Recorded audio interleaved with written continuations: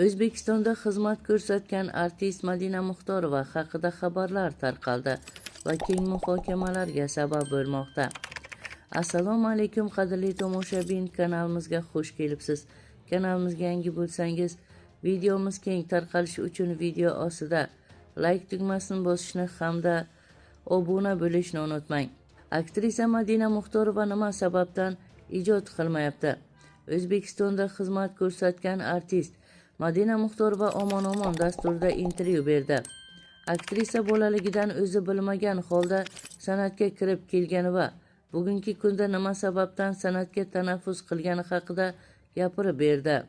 Avval erkin ijod qilardim deydi aktrisa. Hozirgilar esa gapirishga ham qo'ymaydi.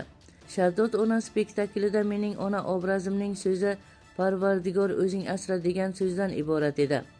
Shunga men o'zimdan so'z qo'shib, yer u ko'kdan zarar yetmas Parvardigorim, yurtimni mal'un buzg'uncha, munofiq zolim, beshafqat jinoyatchi zulmining yomonligiyu ofat balolardan o'zing asragin. Odamlar g'aflat uyqusida uxlab yotishibdi.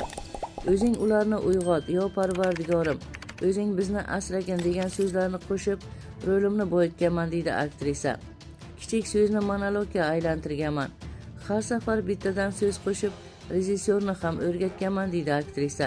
So'zim kamligi uchun kulguli qiliqlar qo'shganman deydi Madina Muxtorova.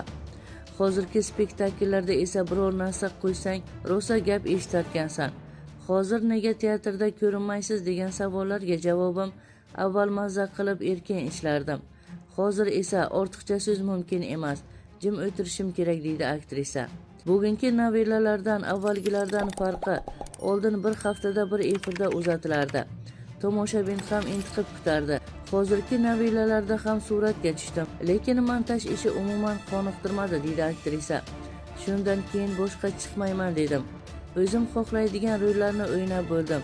Qachonki men o'ynashim kerak bo'ladigan rol bo'lib qolsagina, mendan boshqalar ijro etgisi kelmayotgan bo'lsagina rozi bo'lishim mumkin. Katta rollarni o'ynashni xohlab turganlar bor. Madina o'ynadi, men esa yo'q deb xafa bo'lib qolishmasin. Mayli, men chekkada yuraveraman, ular to'yib olsin deydi Madina Muxtorova. Qadrli tomoshabin, sizga yetkazmoqchi bo'lgan xabarlarimiz shundan iborat edi.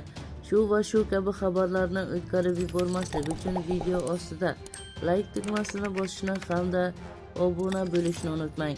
Bizni qo'llaganlarni Allohning o'zi qo'llasin.